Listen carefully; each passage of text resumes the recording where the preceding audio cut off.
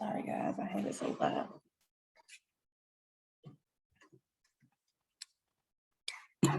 Good morning, everyone.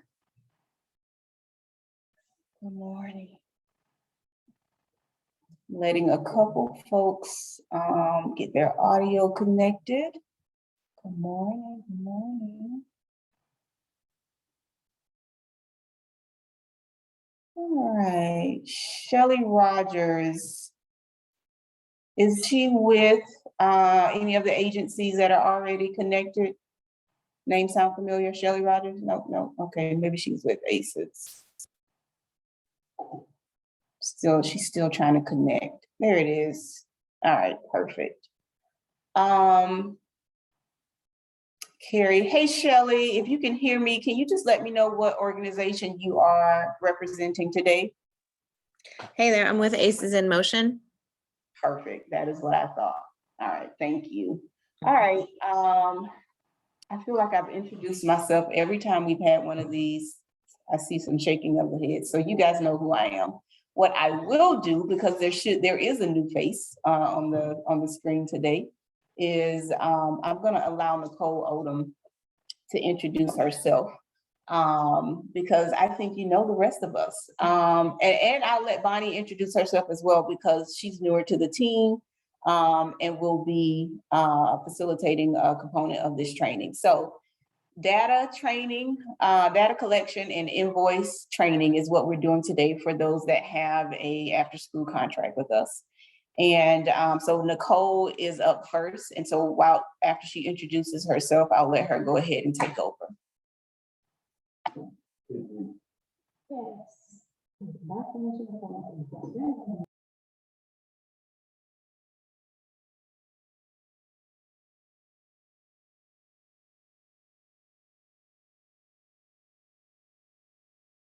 Okay.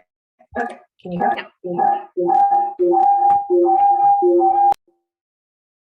And I will do it through mine. Go ahead. Okay, can everybody hear me okay? Okay, all right. Hi, my name is Nicole Odom. I am the fiscal assistant for the Children's Trust.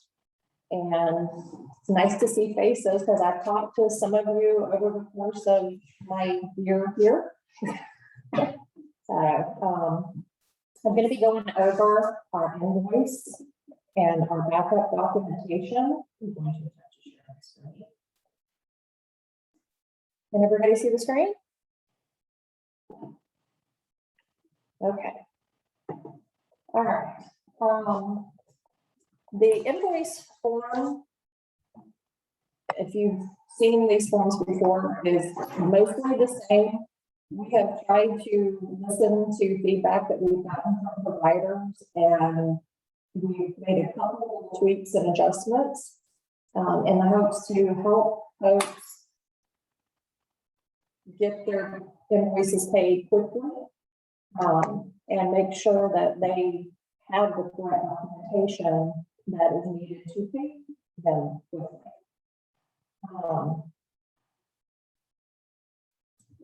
On this first tab, each one of you is going to get a tailored invoice with your program's information. On here, you'll see where it says organization name, title, that's going to be the title of your program. Your contract number, your number, all that will be pre-populated. The reporting period, and this is important. Your reporting period can only be 1 month per submission. You can submit information this for October, but don't put October and November on the same invoice. Do separate invoices for each month. They can't hear you. Hold on 1 second. Okay, give us 1 second, everybody.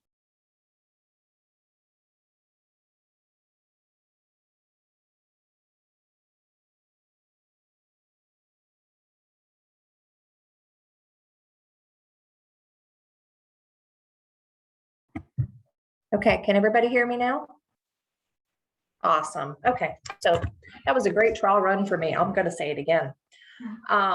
Okay, this is your request for reimbursement form. We've made some adjustments. We listened to the providers this year. And we've added some fields and some columns and hopefully some tools that will help you guys be able to collect your backup documentation and get everything sent for you to get paid faster. On this is the first page of the reimbursement request. You will, when you get it, each one of you will have an invoice that is tailored to your specific program. The organization name will be filled out, the name, the title of your program, your specific contract number, and the contact phone number that we have on record. If that should change, please let us know, because we need to be able to reach out, meaning myself or your contract managers, to reach out if we have a question about your reimbursement request, so we can get that resolved so we can pay you faster. When you submit a reimbursement request, you need to submit each month individually. You can submit for expenses that you've incurred for October, but do not roll up October and November. Do 2 separate requests and turn them in individually with their backup individually. You have 2 categories. You have personnel expenses, and then you have operating expenses. Personnel are your internal people. Operating is, equipment expenses, travel, your contract people. So they're not, they'll be in a different location. And we also, if you have contract type services or employees, we've added a tab that you can use as a template to give to them to help you track their time and hours and the services that they're contracting, and you're contracting with them to provide.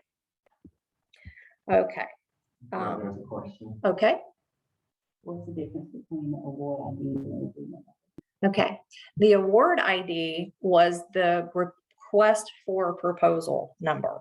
So when we went out and said, please tell us, what you can do.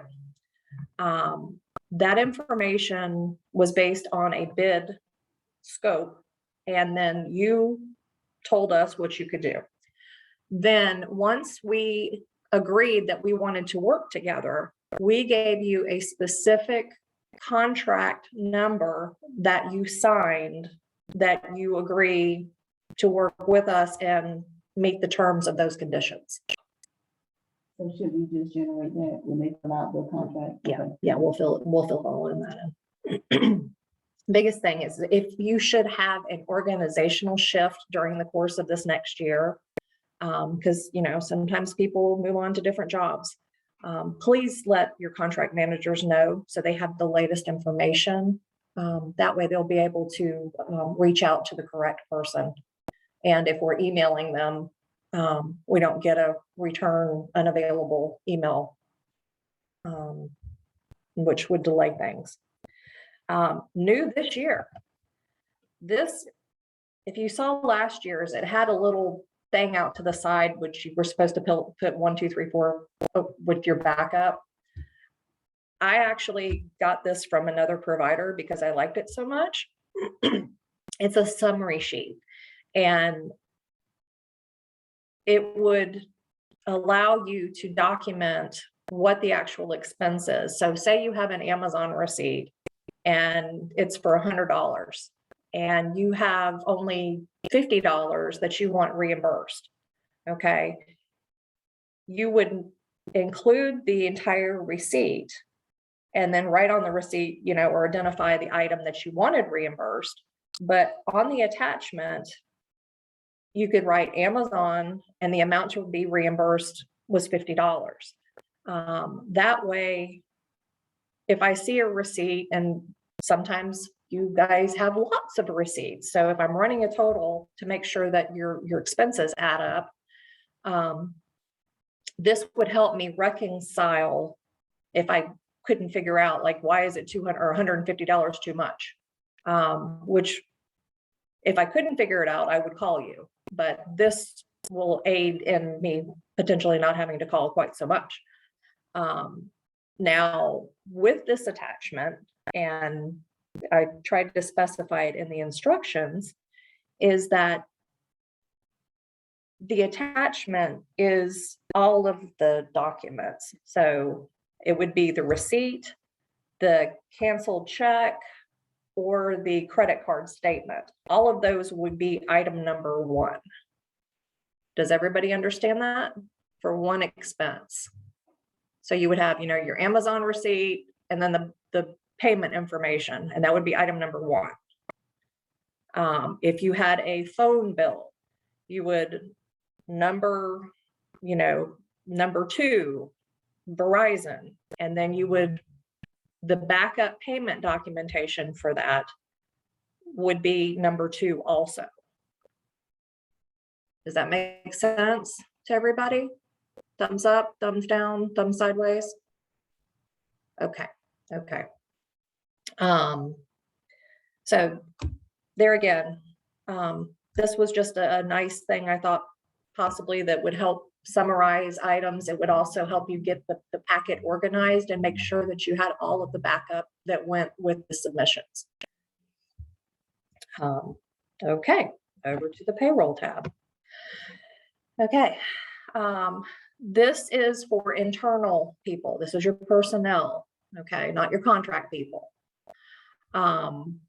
If you see on this one, there is several program assistants.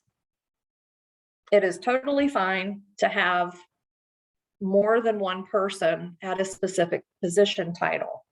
However, we need each program assistant or coordinator or program person broken down on this page. Okay, so the summary on the front page that we were looking at, and I'll go back to it in just a moment, it will roll up all of your program assistants or all of your site coordinators. And it's okay to summarize at that level, but when you are attaching canceled checks and asking for wage and fringe reimbursements, we need it broken down to the individual person on this page. I'll stop for a moment. Does everybody understand with that? Okay. If your folks change again during the course of the year, you can change the employee name, but if their titles change, your titles have to match what your contract says. So mid-year, don't change it from a program assistant to a teacher, because that's going to throw us off when we try to review this to make sure that your personnel matches up with your contracts. It's very important, obviously, to sign and date. And this is the certified signatures. I'm going to go back to the front page real quick. Okay, so if you look at the personnel expenses area where it says site coordinator, there's 2 in parentheses. Okay, that way you can just roll up those 2 folks and put them in with their fringe. We didn't split fringe out. It's all rolled up into a position, which is a little different this year. We had a lot of confusion with fringe in general. So this hopefully will help with that. I mean, we're gonna keep trying to make this as simple as possible. Any questions so far? Okay. All right. I'm going to go back over to the fourth tab. This is the individual contracting. And if you look at this, it almost just looks like a timesheet for somebody. So this is just a great little tool that if you have folks filling in an hour here or 2 hours there that, you know, they're not working completely dedicated to this particular program, you can help them use this to track their time for the month. And then that way you could review and make sure, yeah, okay, I think they did do an hour per week or 3 hours per week, and have something that goes with it. They are supposed to sign it saying that they attest that this is what they actually did work. And then you would put the hourly rate and the total hours worked. And these forms should calculate. That was the goal this year. We had some formula problems on last year's invoices, and I have completely redone the formulas this year. So if you happen to notice a formula being not doing what it should do, please let us know so we can make that adjustment for you so it works for you. Now,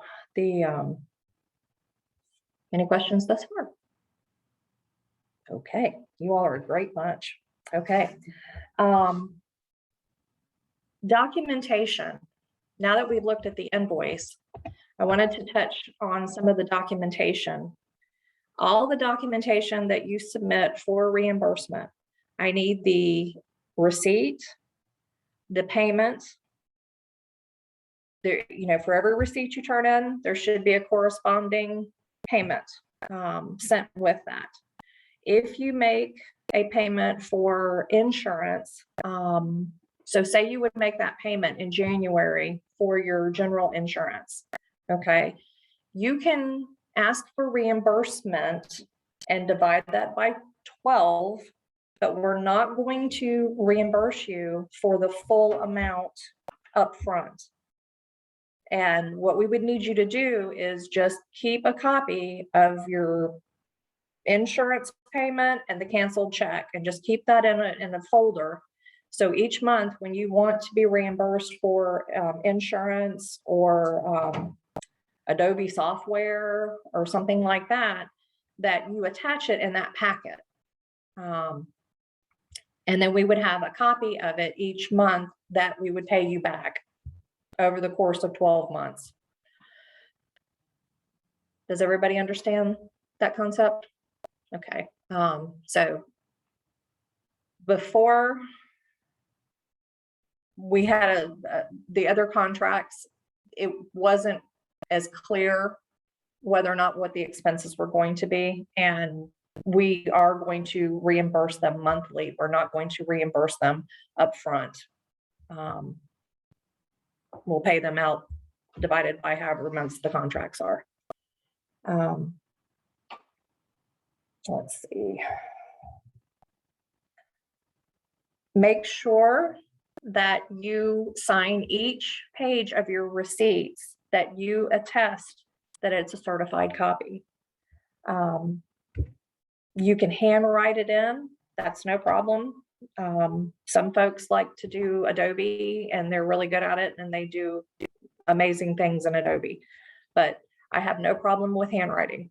It's it gets the job done. I have a quick question. Are there any questions so far? I have a question. Can you hear me? Corey? Yeah. Okay. So my, Okay, Corey, go ahead and unmute yourself, please. okay. It says unmuted. I can't Can you hear me? No? I can hear you. You can hear me? Okay. So the insurance for our bus that we use for aftercare. Hang on, Corey, we're trying to get you to come through. I don't think they can hear you in the room they're in, though. That's so weird. Everyone else can hear Maybe me. it's because it's coming through your speaker.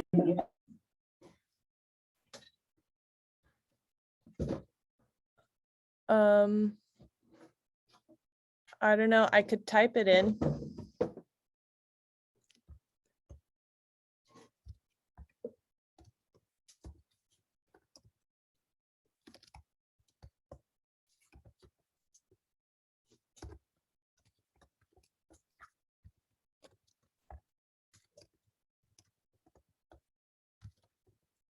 Yeah, we can hear her. She just couldn't hear me. Okay, so y'all can hear me now? Mhm. Yeah, okay. So I just, my bus insurance that we use for transportation, that was paid in September. But is it okay to still just divide that out and invoice that monthly for the year? Or for the, I guess the, whatever, 7, 8 months? So yes, what that would look like is if your contract allows for the transportation, then each month you would divide it by 12. And then you would send the cancel check and the bill, the invoice that the insurance sends you. And then just keep that in the folder and, drop it in each time you submit. So, if it was $600, it would be divided by 12. And then each month on the insurance line, you have 112. And then the backup documentation would show your full payment that you made in September and the invoice that they sent you. And these contracts are 8-month contracts. Okay. So it would be 112. Of the 8 month. Okay, and she would only invoice for October through May. Okay, all right. Yes, 112. Thank you. Does that answer your question okay? Are there any other questions? Could you repeat what you said about the employees signing? So the contractual tab here, this is for folks that are working for you that are not your employees.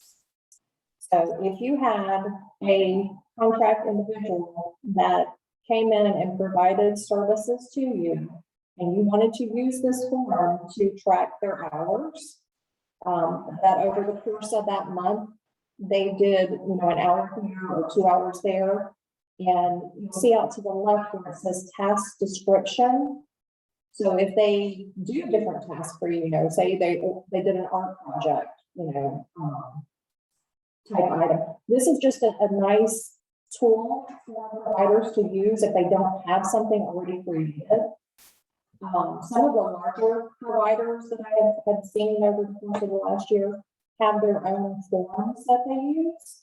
But I wanted to share this with some of the other providers that were just coming on, so maybe they didn't have to recreate them. But each each contractor, after they documented their hours, they would sign this, that is exactly what they want. So it would be their timesheet, for lack of a better word, but because they're a contractor, you're paying them and then you're getting reimbursed. Versus a personal employee with your organization that you give them a paycheck every 2 weeks or once a month or whatever your organization does. Does that Okay. answer? Yes, and so we would do this per individual, like each individual would have their own sheet like this. Yes, yes. Okay. Thank you. Can we fix Nicole's audio again? Because it sounds underwater again.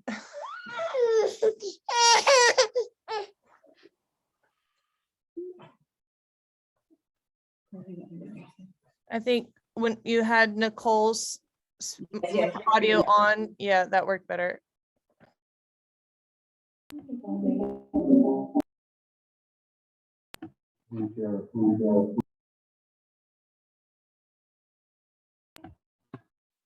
All right, we better? Okay. So did you hear my response to Carrie? Even though I was a little muffled?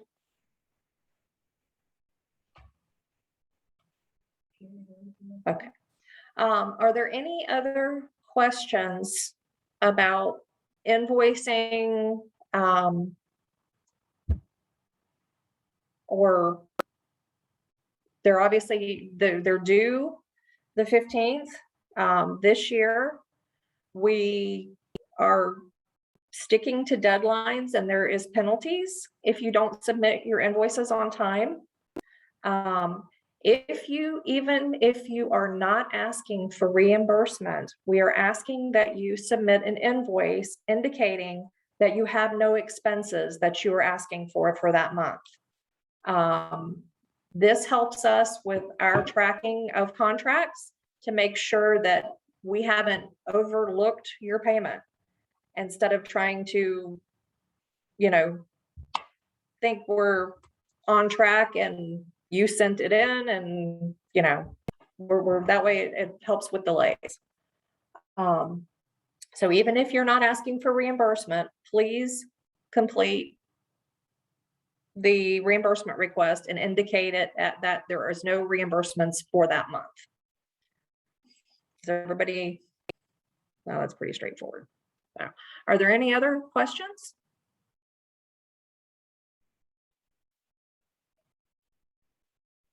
Okay. Thank you for your time. And I'm going to turn it back over to Christy.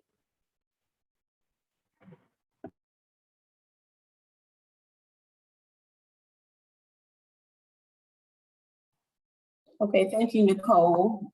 We appreciate it. And as you guys have questions that come up with your individual invoicing, the supporting documentation, you have access to your contract managers, as well as Nicole's invoicing email will be included in the provider handbook that we send you all.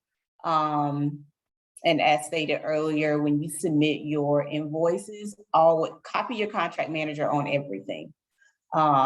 If you're sending it to invoices, if you're sending an email to the trust regarding your contract, even if you're invoicing or emailing me, just always copy your contract manager because that is going to be the go-to person for that, that information and communicating with us. All right, I am going to turn it over to Bonnie Wagner and allow her to introduce herself and present the data collection information.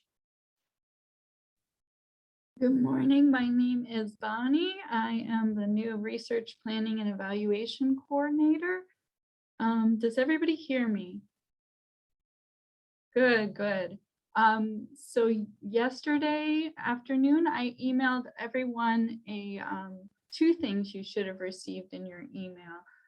One was an email from me to let you know to send a link to the data collection tool that we'll be using. And then you also should have gotten an email from the Children's Trust of Alachua County via Google Drive, an email that should provide you the ability to edit the document. Did everybody get that? Did anybody not get that? Shelley, I didn't have your name, but if you are going to be somebody that's overseeing the data piece, I'll definitely want to get your email too. Yeah, I can send it in the chat or Okay. have Addison send it to you. Okay. Did Addison forward you? I was out yesterday, so I Okay. honestly haven't made it through my emails yet. Okay. We'll look Okay. up. Did anybody else not receive either of those emails?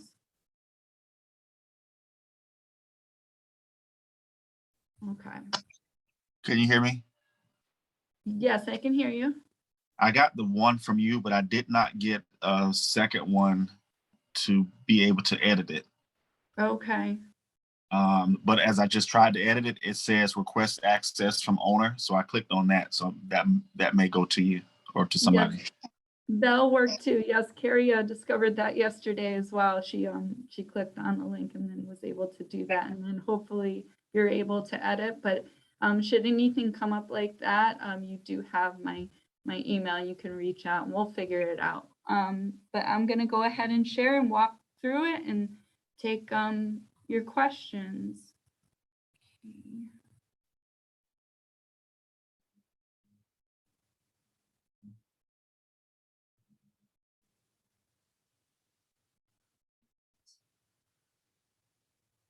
So hopefully you guys are all seeing my my Google Sheet pulled up.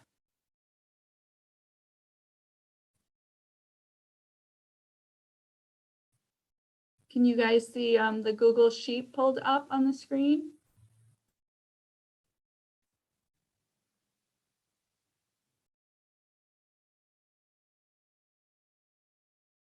Can you guys hear me? Oh, okay, okay, now I see some thumbs, okay. Do you, and everybody sees the sheet pulled up?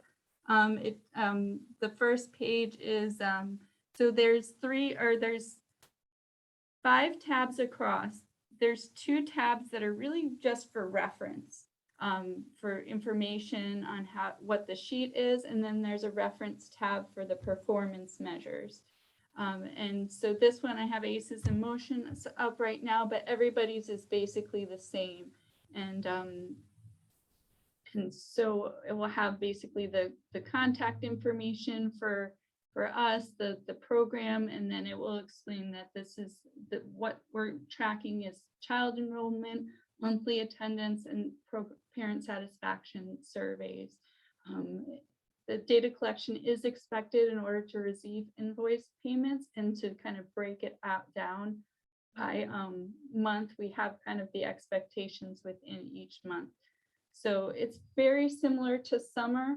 And as I understand, everyone did this in summer. It's a little bit different. There's no invoicing attached to this. It isn't your Nicole explained the invoice component. So there's no, it doesn't take any calculations for your invoices, just to see that the data is being entered, that children are being served, and that the program info and the satisfaction surveys is collected to know about the performance and the quality of the program's implementation. So for you'll see that these are the tabs that you'll be entering into, and they're in purple here, and then they'll match the names down across the bottom. First one is enrollment and attendance. This is the big one. This is where most of the information is going to get entered in. You'll see I did a link to the CTAC enrollment forms, which you guys should already have received. I'll go ahead and click on that. The sheet down here parallels the form in the order that it's presented. I'll go ahead and click on that. It's almost identical to last year's. It collects the child information, their school year. We added additional fields for a column to collect whether the child's Hispanic or Latino or non-Hispanic or Latino. And then we also added information to collect the primary caregiver's language. So this is something that we're interested in knowing, because if there is translations that need to be in different language in order to make the data collection materials accessible, we want to know that sooner than later. So we do have a satisfaction survey that we could certainly translate, or we could get those materials translated if needed. So if that's something that needs to be done, please let us know. But we did add this field on here. We also took off student ID because we don't really have plans in this year to request student information from the school district.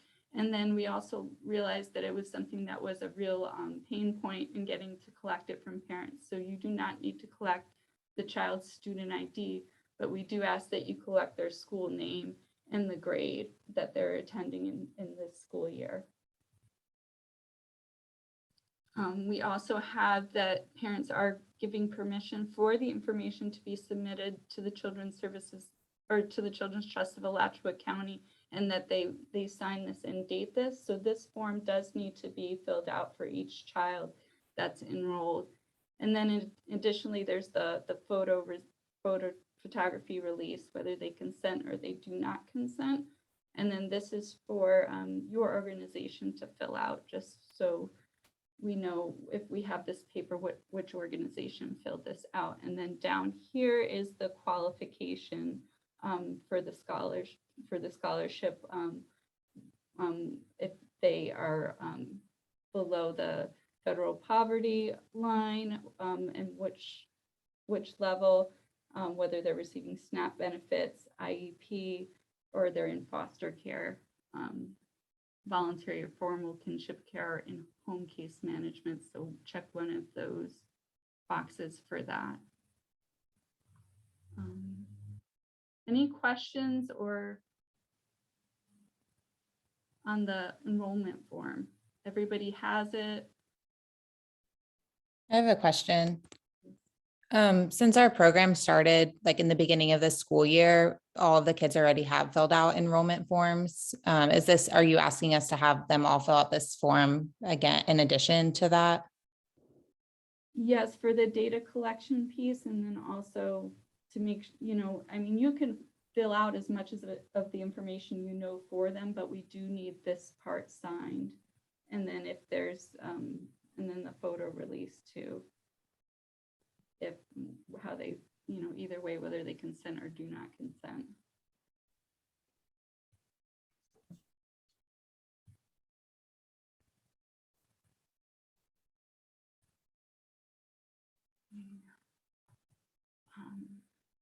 And here's the enrollment and attendance tab. The first two are your organization. It's all a drop down. It parallels the form again, the child's name, date of birth, gender, their school that they'll be attending in this current school year. It's a drop down, and I tried to populate all the public schools and the bigger private schools, but if it's not in this list, you can still type it in. But because people have misspellings or things are slightly different, it's just a lot easier to analyze the data when you use a drop down list versus everybody just typing. And then the grade, we have that. For the city, and the zip code, I also have those as pre-populated drop downs. We want to make sure that every child that's in here is in Alachua County. So those will be the ones that are pre-populated in there, and it really, if they're receiving the trust funding, that they really need to be in Alachua County. So all the column headings that are in the dark blue are the demographic information. So those all come from the enrollment form. I have a quick question. Yes. Is there an uploading digital information capability? Because we have a lot of our stuff already in a database. Do you have that capability so we don't have to do step by step? Unfortunately, no. Okay. Maybe a future thing, but right now we don't have any ability to have that pull into here. The dark red or burgundy colored columns are for attendance. So this, October's already passed. So for any child that's in here, you would want to write in the number of days that the child attended the program. So when, to go back to the instruction sheet, so for when your invoice is submitted for November 15th, we'd look to see that enrollment demographics are entered in for all the CTAC funded children enrolled in October, and that also the attendance for the month of October is entered into this column right here. We also at the end, and then this is a calculated field where as you enter it in for each month, it will calculate the total days that child attended. But we also are wanting to look at the enrollment date and discharge dates, because a child could have been enrolled even to prior to 10/1, but they could also discharge early. So to get an idea of the length that they're enrolled. And then also, once they're discharged, look to see whether they completed a survey. And then if not, why not? Because that, you know, we're interested in seeing as many children as possible, or given the opportunity to complete the survey. And if they're not completing, we want to understand why not, so we can think of ways that we can improve the completion rate and get really feedback from everybody that's been involved.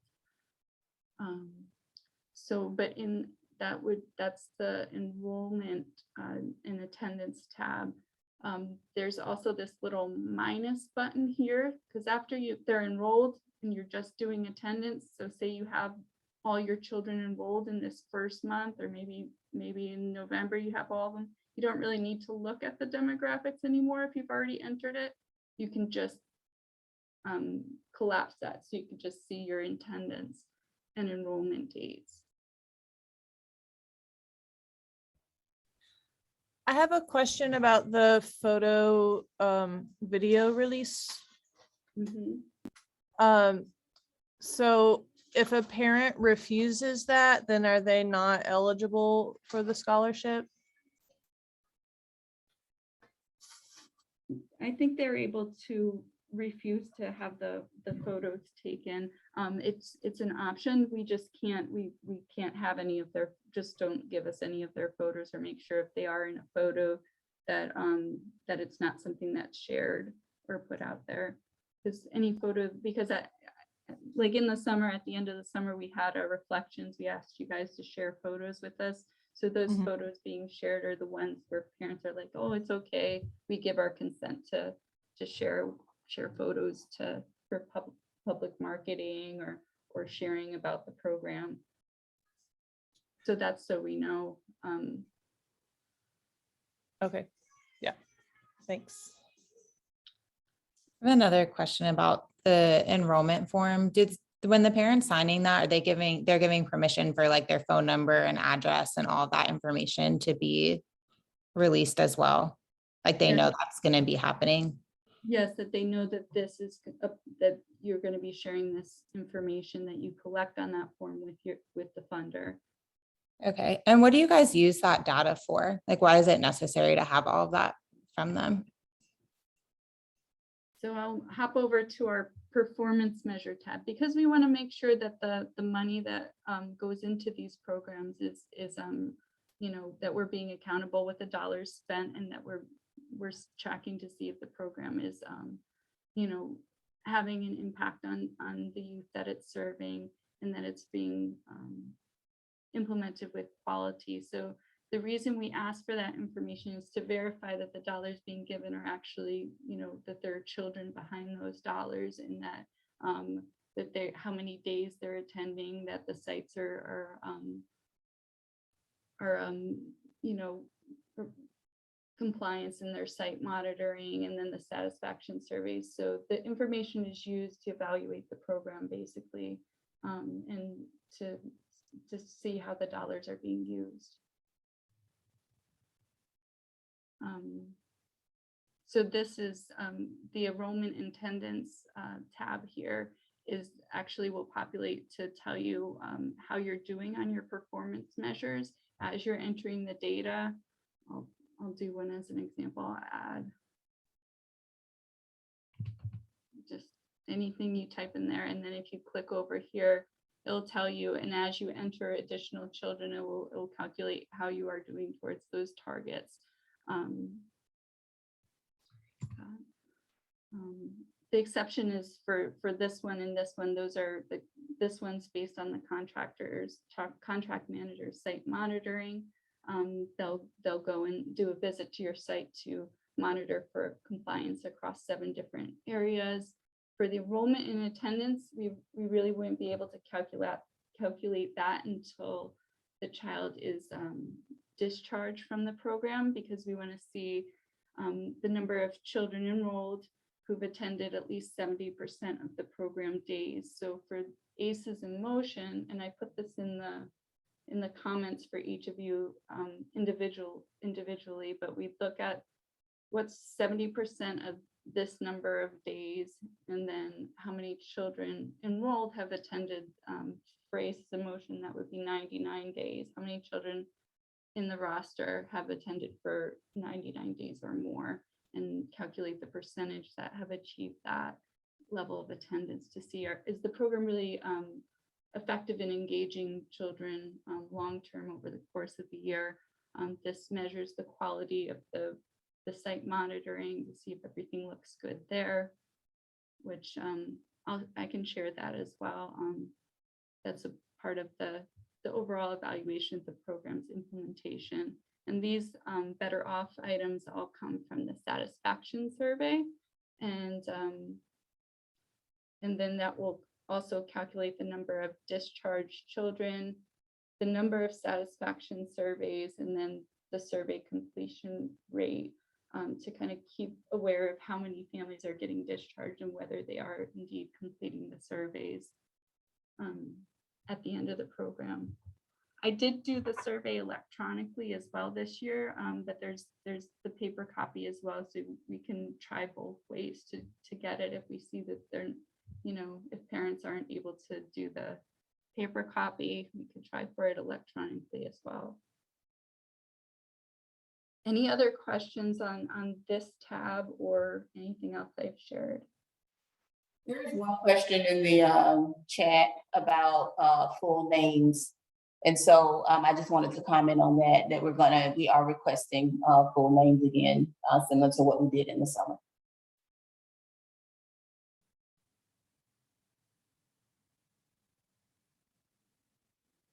Okay.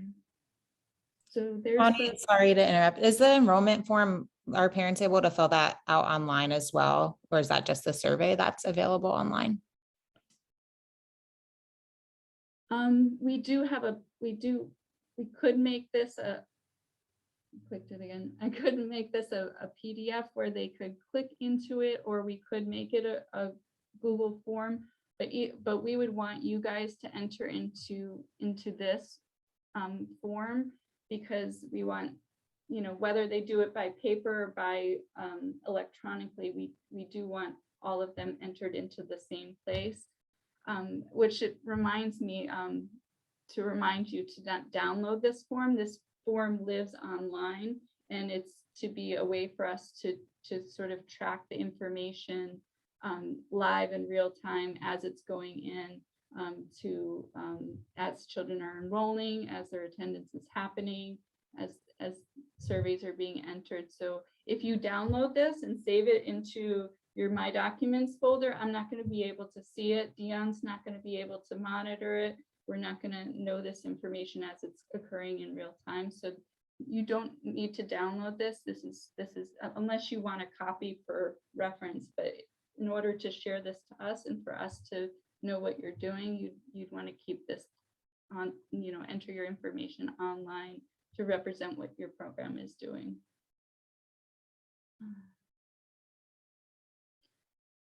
The next tab, and this one's super simple. Tab is just your program info, and basically it is your programs, your sites, if you have more than one, your start date, and then the number of days the program is offered. So that's this measure right here. So for ACEs Emotion, it's 141 days.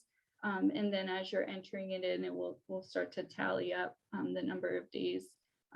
So if there is a day that the site is not open or it has to close unexpectedly, that number might be different than the contract number, but if everything goes as expected, it should be the same.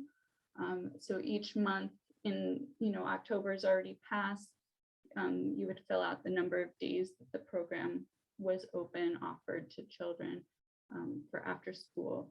And then the same for all the months through the contract year. And then it will calculate the days at the end, and then has your contracted days. And then it also will, as you enter in children, it will populate the number of children per site. So that's the program info tab.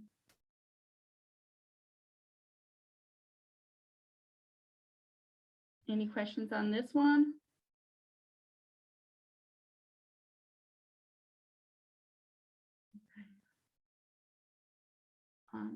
the satisfaction survey. The link is in here. And then I can also add the Google form link too. If Dion, are you speaking? Okay, I see you, the hand motion, so I'm wondering if you want to chime in here. Okay. So here's a link to the satisfaction survey, which is done either when the child is discharged, like say if they discharge maybe in December or in January, you would want to offer this to them for the family to complete. And then, or at the end of the school year when the program is ending. It's very similar to the summer one. We just added some items for help with homework because that's a important thing of an important component of an after school program. And then the open-ended questions as well. So it's basically the same thing. It would be something to offer to parents to complete for that when they're discharged. If they're only enrolled for like 2 weeks or less, I would say that would be an occasion where maybe a satisfaction survey isn't appropriate. But if they are enrolled for at least 2 weeks, I think it would be good to go after and seek their input on what their experiences were in the program. And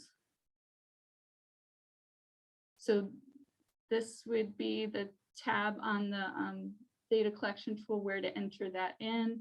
It's all the dark blue are all the close-ended questions, help with homework, other learning opportunities, youth enjoyment, where you would key in the responses from the surveys.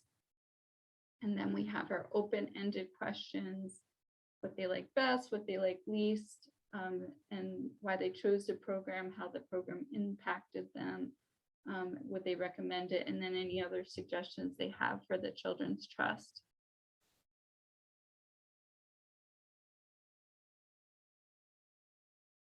So in addition to these three tabs here, there's 2 other data components. One that I've already sort of mentioned, which is the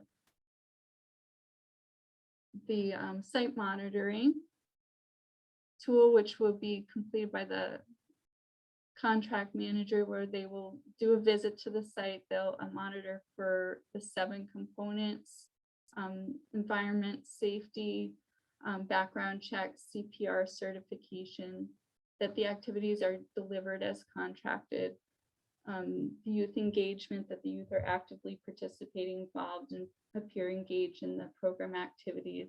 They'll also be checking to see that the data collection that they're seeing in the Google Sheet is matching what you guys have that through observation at the site, that it's matching the scope of services, that there's documentation, attendance sheets, things like that to substantiate what's happening in the program. That also we're getting data entered into that spreadsheet. And then if everything's good, they'll put into these boxes, they'll put compliance, and then if it needs improvement, they'll put in that as well. They'll also be, so that's what they'll be doing for this part of for that performance measure that you see here for the compliance on site monitoring. So that's where that comes in. And the last part is at the end of summer, and I thought it was really valuable that you guys did this, was you did a end of program reflection where you really were able to highlight some of the successes, some of the impacts that parents experienced and children experienced through participating. And it really gives an opportunity to reflect on the program. And so that will be something coming towards the end of May or maybe early June that we'll email out for you to complete electronically through a Google Forms survey. So that will just be something, and we're always happy to have for the families, the children that do have photo releases, share any photos of the program in action. But that will be that last June 15th invoice, we'll look to definitely confirm all the program info is completed. October through May, that there's days in all here, that all the enrollment information is entered through the end of May, that satisfaction surveys, and well, we don't have a specific completion rate like in here as part of the contract that we specify, but we'd really like to see this be as high as possible at the end, so we can really capture everybody's feedback on the program. And that will be, and then there'll be a reflection survey where you guys can give us feedback on, you know, even how well that we've supported you, how we could better support you in helping you to be successful in carrying out the scope of work. So that's everything. I think there was just one other. So this basically sums up all the different tools that I've shared with you. There's the data collection tool file. That's the Google Sheet that I clicked through that has the 5 tabs. The Afterschool Enrollment Form, the CTAC after school site monitoring tool, which the contract manager will be filling out. This is also in your contract as well. And then there's the satisfaction survey and the end of program provider narrative. So those are the 5 tools and components that we'll look at. Shelley? I just had a question about the data and the security of this data. Can you talk about that a little bit? Yes.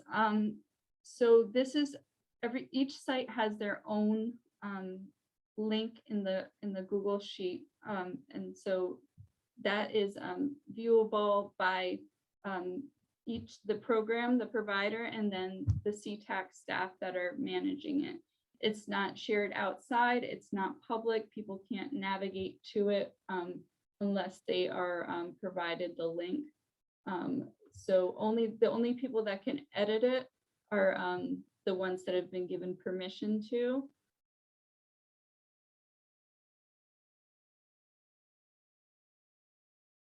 So, but the data is not to be shared outside of the sheet. It's not to be, it's not public that anybody could stumble on or navigate to.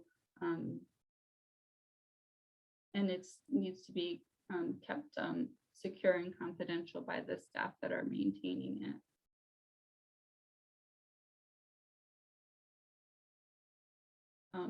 A few important reminders: don't download the data. It's maintained online within the Google platform, and that's how the data will be shared and monitored by CTAC, instead of downloading and emailing forms back and forth. And then if you have to make a small change, then you have to email it again. Instead, it's just going to live in there until the end of the year, and then will be pulled down. And then don't share your link. It's not to be shared with anyone outside of the organization. And then if you have any questions, or you are having trouble with anything, entering anything, or things come up of that nature, here's mine, Dion's contact information to get in touch with us. And I'll also share this via email. And if you guys can let me know if you're having any trouble getting in or accessing the information, you should have my email. I will stop sharing and see if there's any other final question.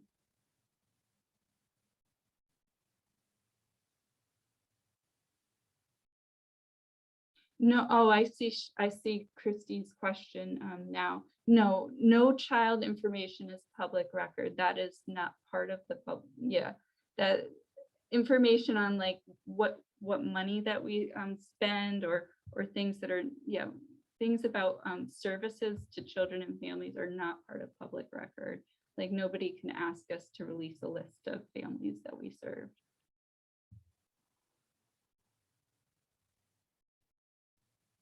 Yeah, that kind of information is not public.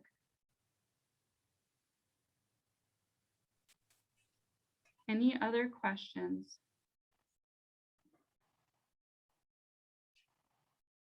No other questions? Okay. Well, I'd like to give an award to Laban for wearing our children's trust shirt today, so thank you.